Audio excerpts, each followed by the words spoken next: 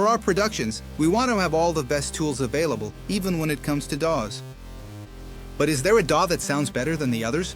In this video, we analyze some of the most popular audio software and try to find out if each one really has its own sound.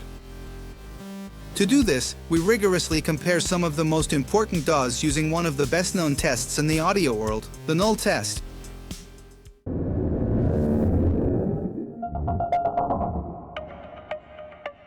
If we play back the exact same mix on each software, using the same plugins and the same settings, will the result be different?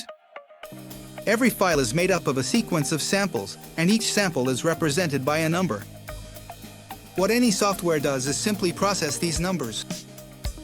Consequently, at least in theory, if all conditions and settings are identical, there shouldn't be any differences. 2 plus 2 is 4, always, no matter which calculator we use.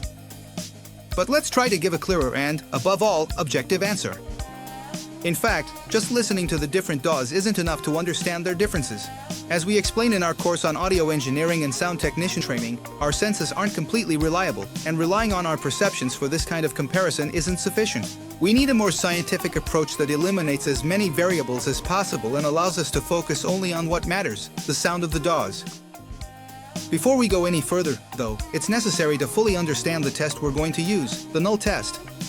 The Null test is a scientific test used to check whether two audio signals are identical or not. It is carried out by aligning the signals in time and subtracting one from the other. It is based on the fact that when two identical signals are overlapped, if one of them is phase inverted, the positive peaks of the first coincide with the negative peaks of the second and vice versa. So, if the two signals are identical, they completely cancel each other out, leaving silence as the result. If, on the other hand, there are differences between the two, only those differences will remain. In other words, if we subtract two signals and end up with silence, it means the two signals are identical. So, to understand how much a DAW contributes to the final sound, we do the same mix on different software, using the same audio files, the same plugins, and the same settings. Then we compare the exports we obtained using the Null test. If they cancel each other out, it means the software are the same and therefore don't add anything to the sound. The software we've chosen are Pro Tools, Logic, Live, Studio One, Reaper, and Luna. The first thing to do is to make sure the settings are the same for all the software.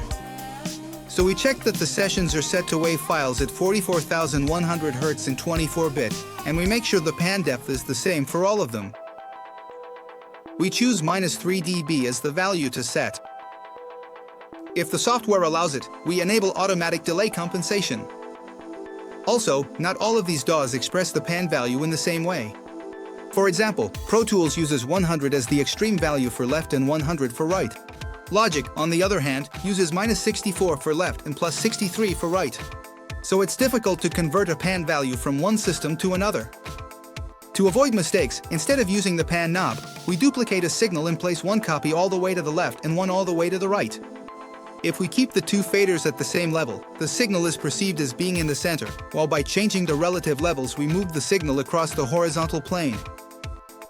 This way, we mimic the function of the pan but avoid imprecise conversions.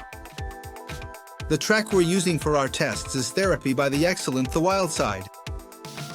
It was recorded by our students during one of the practical exercises in the audio engineering and sound technician course.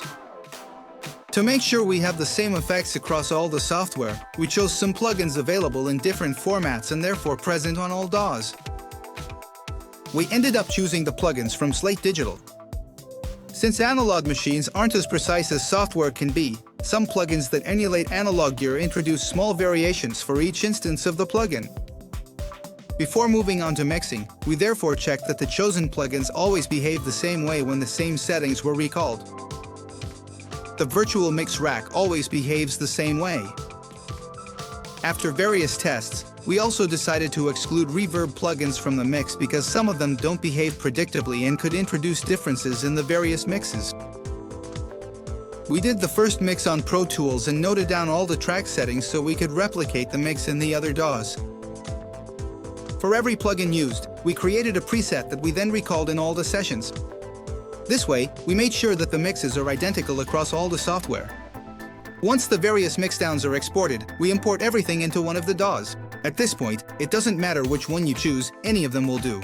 We chose Pro Tools. We performed the null test in pairs. We start by comparing the mix done in Pro Tools with the one done in Logic.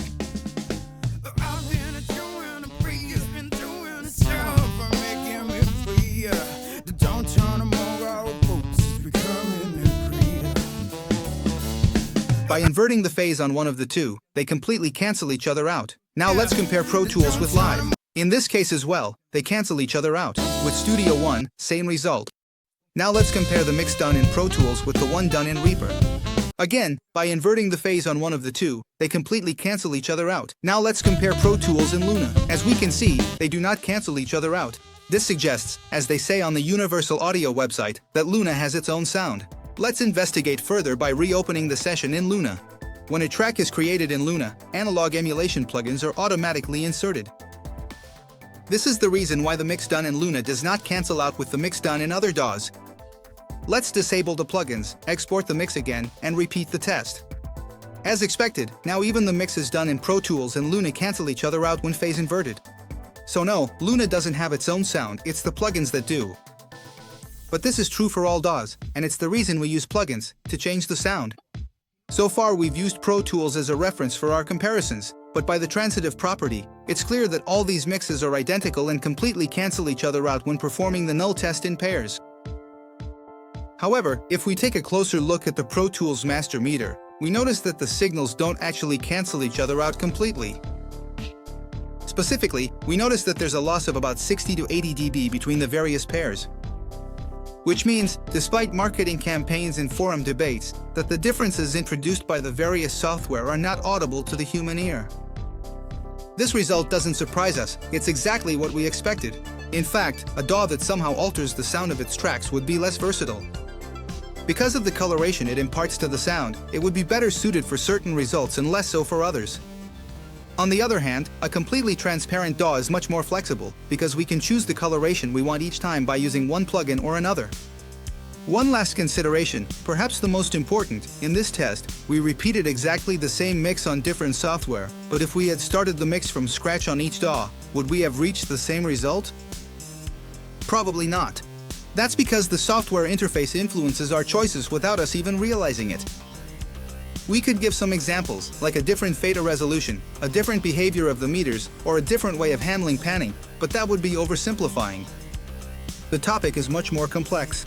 Interaction with software happens through its interface, and as strange as it may seem, it's the interface that determines the sound of a DAW.